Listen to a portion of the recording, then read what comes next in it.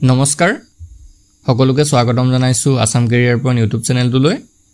তো বন্ধুসকল আজিৰ ভিডিঅ'টিত আমি আপোনালোকৰ আগন্তুক অনুষ্ঠিত হ'ব লগা DSS গ্ৰেড 3 নন টেকনিক্যাল পৰীক্ষাৰ বাবে সহায়ক হোৱাকৈ কেইটামান ইংলিছৰ কোৱেশ্যন লৈ আহিছো আৰু এটোত আমি ইংলিছৰ কেইটামান মোস্ট ইম্পৰ্টেন্ট কোৱেশ্যন চাম আৰু এনে ধৰণৰ কোৱেশ্যন বিলাকে আপোনালোকৰ পৰীক্ষাত বেছিকৈ আহে সেই কাৰণে ভিডিঅ'টো স্কিপ নকৰিব আৰু হেকলৈকে চাই থাকিব আৰু এটা কথা ইয়াতে আপোনালোকক জনাই থওঁ আমি DSS গ্ৰেড 3 পৰীক্ষাৰ বাবে কিছুমান ইম্পৰ্টেন্ট PDF আপোনালোকৰ বাবে বনাইছো যিমান বিলাক কম্পিটিটিভ এক্সামৰ কিতাপ আমি পঢ়িছো হেবিলাকৰ পৰা আপোনালোকক ইংলিছ মিডিয়ামত কিছুমান PDF আপোনালোকৰ বাবে তৈয়াৰ কৰিছো তো এই PDF সমূহত এক্সামৰ কাৰণে প্ৰয়োজনীয় সিলেবাস অনুযায়ী সকলোখিনি সাবজেক্ট ইনক্লুড কৰা আছে আৰু প্ৰাইসটো খুব কম হয় কেৱল মাত্ৰ 149 তো 149 সকলোকিটা সাবজেক্ট পাই যাব তো PDF খিনি পাবলৈ আপোনালোকৰ স্ক্ৰিনত যেটো নাম্বাৰ দেখিছে সেই নাম্বাৰটো আমাৰ WhatsApp নাম্বাৰ হয় তাতে WhatsAppত এটা মেছেজ দিব যে DSS ৰ সম্পূৰ্ণ PDF খিনি লাগে তো আমি আপোনালোকক এটা QR পঠাই দিম তাতে পেমেন্ট কৰিলে লগে লগে আপোনালোকক PDF খিনি দি দিম ঠিক আছে সোনকালে আপোনালোকে PDF খিনি লৈ ল'ব তো এতিয়া আমি কোৱেশ্যন খিনি চাও প্ৰথম কোৱেশ্যনটো কি দিছে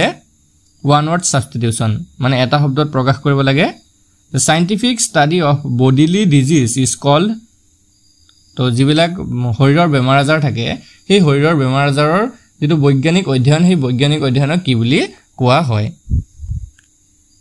ইয়াৰে যেটো শুদ্ধতৰ হেতু হ'ব option C pathology the scientific study of bodily disease is called pathology next question study of earth and rocks is called তো ভূতত্ত্ব আৰু শিলৰ বিষয়ে যে অধ্যয়ন কৰা হয় ঠিক আছে পৃথিৱী বা শিলৰ বিষয়ে যে অধ্যয়ন কৰা হয় সেই অধ্যয়নক কি বুলি কোৱা হয় তো এটো হ'ব option B geology the study of earth and rocks is called geology next question study of human development is called তো মানৱ যেটো বিকাশ হয় ডেভেলপমেন্ট হয় মানুহৰ বিকাশৰ বিষয়ে যে অধ্যয়ন কৰা হয় সেই অধ্যয়নক কি বুলি কোৱা হয় তো এটো হ'ব অপচন ডি anthropology ঠিক আছে the study of human development is called anthropology next question এটো এটা শব্দত প্ৰকাশ কৰিব লাগে study of plants is called উদ্ভিদৰ বিষয়ে যে অধ্যয়ন কৰা হয় বা উদ্ভিদৰ বিষয়ে যত অধ্যয়ন কৰা হয় সেই বিভাগটোক কি বুলি কয় তো এটো হৈছে অপচন বি বটানি এটো আমি প্ৰায় সকলোৱে জানো নেক্সট এটো ওৱান ওয়াৰ্ড সাবস্টিটিউশন এটা শব্দত প্ৰকাশ কৰিব লাগে study of flying aeroplanes is called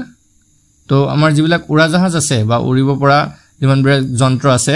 তো সেই এৰোপ্লেন বিলাকৰ বিষয়ে যে অধ্যয়ন কৰা হয় সেই অধ্যয়নক কি বুলি কোৱা হয় তো এটো যে অপচন এ এভিয়েশন বুলি কোৱা হয় বা এৰোনটিক্স বুলি কোৱা হয় যদি আপোনালোকৰ এক্সামত এভিয়েশন বুলি নাহি এৰোনটিক্স বুলি আহে তো হেতু কাৰেক্ট দিব দুটা অপচন বৰ নাথাকে এভিয়েশন বা এৰোনটিক্স দুটাৰ ভিতৰত এটাই আহিব next question study of religion is called তো ধৰ্মৰ বিষয়ে যে অধ্যয়ন কৰা হয় সেই অধ্যয়নক কি বুলি কোৱা হয় সো ইয়াত এটো কোৱা হয় অপচন ডি থিওলজি নেক্সট এটো one word substitution a person who is killed because of their religious or other beliefs এজন ব্যক্তি যিয়ে ধাৰ্মিক কাৰণত বা দেশৰ কোনো মহান কাৰণত যদি তেওঁৰ মৃত্যু হয় ঠিক আছে তে ডেথ হয় তো তেও কি বুলি কোৱা হ'ব তো তেও কোৱা হ'ব অপচন এ মাৰ্টাৰ অৰ্থাৎ শহীদ বুলি কোৱা হ'ব নেক্সট কোৱেশ্যন এটো ওৱান ওয়াৰ্ড সাবস্টিটিউশন এটা শব্দত প্ৰকাশ কৰিব লাগে the doctor who attends to child delivery is তো যিসকল ডক্টৰে কেঁচুৱা জন্ম হোৱাৰ লগত জড়িত থাকে ঠিক আছে কেঁচুৱা জন্ম হোৱাৰ লগত যিসকল ডক্টৰ জড়িত থাকে তেও কি বুলি কোৱা হয় তো তেও কোৱা হয় অপচন বি অবস্টেট্ৰিচিয়ান ঠিক আছে অবস্টেট্ৰিচিয়ান বুলি কোৱা হয় নেক্সট এটো এটা শব্দত প্ৰকাশ কৰিব লাগে the doctor who attends to corns the feet and hands যি ডক্টৰে হাতৰ হাত আৰু ভৰিৰ যিবিলাক অধ্যয়ন কৰে বা হাত ভৰিৰ বেমাৰ আজাৰ বিষয়ে অধ্যয়ন কৰে সেই ডক্টৰজনক কি বুলি কোৱা হ'ব তো তেও কোৱা হ'ব অপচন সি চিৰোপডিস বুলি কোৱা হয় next question the doctor who deals with the female reproductive system যিজন ডক্টৰে মহিলাৰ যেটো প্ৰজনন তন্ত্ৰ আছে বা প্ৰজনন অংগ আছে তাৰ বিষয়ে যে অধ্যয়ন কৰে বা সেই বিভাগত তেওঁৰ এক্সপাৰ্ট তেও কি বুলি কোৱা হয় তো তেও কোৱা হয় option D gynaecologist next question the doctor who treats bone problems যি ডক্টৰে হাড়ৰ বিষয়ে অধ্যয়ন কৰে বা হাড়ৰ যিবিলাক বেমাৰ থাকে সেই বেমাৰবিলাক চোৱা চিতা কৰে সেই ডক্টৰজনক কি বুলি কোৱা হয় তো তেওঁক কোৱা হয় অপচন এ অৰ্থপেডিচিয়ান বুলি তেওঁক কোৱা হয় next da doctor who treats eye disease যিসমূহ ডক্টৰে চকুৰ বেমাৰ আজাৰ চোৱা চিতা কৰে বা চকুৰ বেমাৰ আজাৰৰ সৈতে জড়িত থাকে তো সেই ডক্টৰজনক কি বুলি কয় তো এইটো হৈছে অপচন ডি অপথেমোলজিষ্ট বুলি কোৱা হয় the doctor who treats eye disease is called ophthalmologist next এটো এটা শব্দত প্ৰকাশ কৰিব লাগে one who believe in the presence of god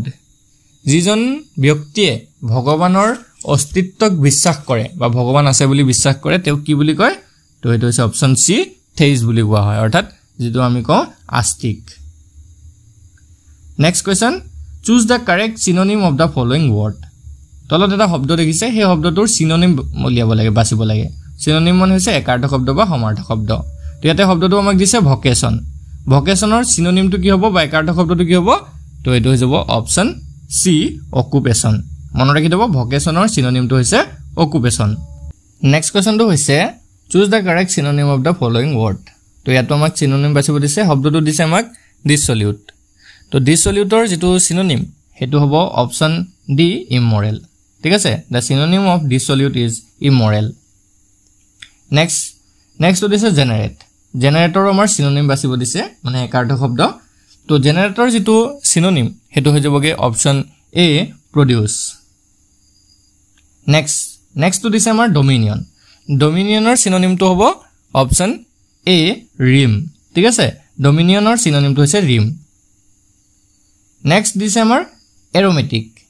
এৰোমেটিকৰ সিনোনিমটো হৈ যাবগে ইয়াৰে অপচন ডি ফ্ৰেগনেন্ট ঠিক আছে এৰোমেটিকৰ সিনোনিমটো হ'ব ফ্ৰেগ্ৰেন্ট নেক্সট দি আছে আমাৰ ষ্টুপিডৰ যেটো সিনোনিম হেতু হৈ যাবগে অপচন বি ডাল মনত ৰাখি দিব ষ্টুপিডৰ সিনোনিমটো হৈছে ডাল নেক্সট কি দিছে আমাৰ choose the correct opposite word or antonym of the following word এবাৰ আকৌ আমাৰ কি দিছে অপোজিট ওয়াৰ্ড উলিয়াব দিছে মানে বিপৰীত অৰ্থ বুজোৱা শব্দটো বাছিব দিছে তো আমাৰ শব্দটো দি থৈছে ইয়াত নোভাইছৰ যেটো এন্টোনিম বা অপোজিট ওয়াৰ্ড হেতু কি হয় সো ইয়াৰে ভিতৰতে অপচন কেইটা ভিতৰত অপচন বি টো হ'ব শুদ্ধ উত্তৰ ভেটাৰেন নোভাইছৰ অপোজিট ওয়াৰ্ডটো হৈছে ভেটাৰেন নোভাইছ মানে হৈছে নবীন আৰু ভেটাৰেন মানে হৈছে প্ৰবীণ বা নতুন ঠিক আছে প্ৰবীণ অৰ্থাৎ পুৰণা ঠিক আছে ভেটাৰেন মানে হৈছে পুৰণা এটো মানে হৈছে পুৰণা আৰু নোভাইছ মানে হৈছে নবীন বা নতুন নেক্সট দিছে আমাৰ ৰেপিডৰ যেটো অপোজিট ওয়াৰ্ড হেতু কি হ'ব ৰেপিডৰ অপোজিট ওয়ার্ডটো কি হ'ব তো এটো হৈ যাব অপচন ডি স্লো ৰেপিড মানে হৈছে দ্ৰুত গতিত আৰু স্লো মানে লাহে লাহে নেক্সট দিছে আমাৰ হাৰ্মফুলৰ যেটো অপোজিট ওয়ার্ড বা এন্টোনিম হেতু কি হ'ব তো এটো হৈ যাবগে অপচন এ হাৰ্মলেছ ঠিক আছে হাৰ্মফুল মানে হৈছে ক্ষতিকাৰক আৰু হাৰ্মলেছ মানে হৈছে নিৰাপদ নেক্সট দিছে আমাৰ লেজিৰ অপোজিট ওয়াৰ্ডটো কি হ'ব তো এটো আমাৰ বাছিব দিছে তো ইয়াৰ ভিতৰত অপচন বি টো হ'ব শুদ্ধ উত্তৰ ইন্ডাস্ট্ৰিয়াছ ঠিক আছে লেজি মানে হৈছে এলেহুৱা বা লাহে লাহে কৰা আৰু ইন্ডাস্ট্ৰিয়াছ মানে হৈছে পৰিশ্ৰমী নেক্সট আমাৰ দি আছে পাৰফেক্টৰ অপোজিট ওয়াৰ্ডটো কি হ'ব তো এটো হৈ যাব অপচন সি ইমপাৰফেক্ট পাৰফেক্ট মানে হৈছে নিখুঁত ইমপাৰফেক্ট মানে হৈছে অসম্পূৰ্ণ নেক্সট দিছে আমাৰ জেন্টেলৰ যেটো এন্টোনিম বা অপোজিট ওয়াৰ্ড হেতু কি হ'ব এটো হ'ব অপচন এ ৰাফ ঠিক আছে জেন্টেল মানে হৈছে ভদ্ৰ বা ৰাফ মানে হৈছে অভদ্ৰ নেক্সট দি আছে আমাৰ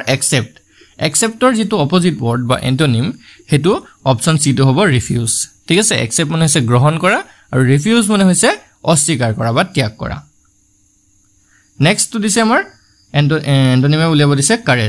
কাৰেজৰ যেটো এন্টোনিম বা অপোজিট ওয়ার্ড হেতু কি হ'ব সো এটো হৈ যাবগে অপচন সি কাৱাৰ্ডাইজ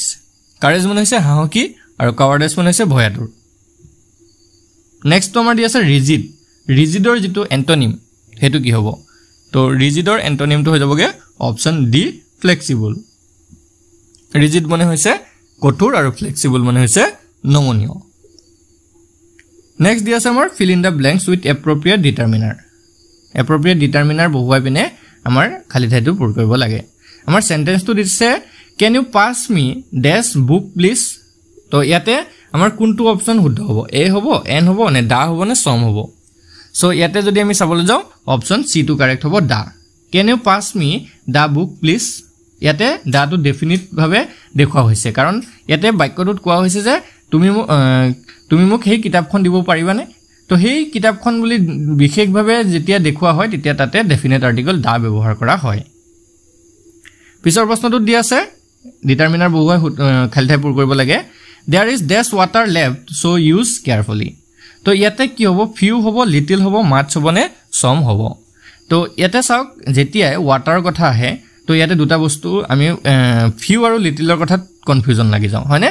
তো ইয়াতে চাব যিবিলাক বস্তু আমি কাউন্টেবল হয় সেইবিলাকৰ ক্ষেত্ৰত ফিউ বহুৱাব আৰু যিবিলাক বস্তু আনকাউন্টেবল হয় যেনেকৈ ৱাটাৰ সুগাৰ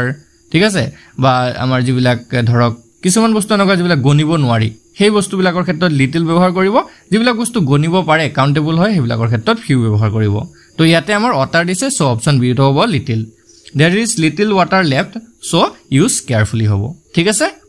নেক্সট কোৱেশ্চনটো একে ডিটাৰমিনাৰ বহুৱাই মানে আমাৰ শুদ্ধ কৰিব দিছে is there any milk left in the fridge তো ইয়াতো সেই ডাই হ'ব অপশন বি হ'ব the there is there any milk left in the fridge ইয়াতে আমাৰ নিৰ্দিষ্ট যেটো ডেফিনিট আৰ্টিকল দা হেতুৱে বহিছে নেক্সট এটো ডিটাৰমিনাৰ বহুৱাব দিছে I always keep the money in my purse এতিয়া চাওক টকা পইচাৰ ক্ষেত্ৰত যদি আমি চাওঁ ইয়াতে ফিউ আৰু মেনি নবহে ফিউ আৰু মেনি নবহে সম আৰু মাছৰ ভিতৰত বহিব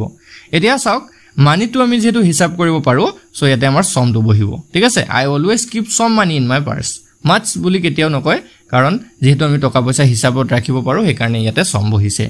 এটো কাউন্টেবল হয় কাৰণে সম বহিছে নেক্সট কি দিছে আই সো ডেছ ওল্ড মেন নিয়াৰ দা ডোৰ এতিয়া এই সেন্টেন্সটোত কি বহুৱাম তো এটো বহুৱাম অপশন বি এন ইয়াতে আমাৰ আৰ্টিকল যিকিটা আছে এ এন ডি তাৰ ভিতৰত এন টো বহিছে কেলে এন বহিছে কাৰণ ও এল ডি আছে হয়নে ওল্ড মেন বুলি আছে তো ওল্ড যিটো ও আছে হে ও টো ভাৱেল হয় আৰু আমি জানো যে ভাৱেলৰ আগত সদায় এন বহে নেক্সট কি দিছে which verb is not in the present tense তলৰ কোনটো ভাৰ্ব প্ৰেজেন্ট টেন্সত নাই আমাৰ সুধিছে এতিয়া আমি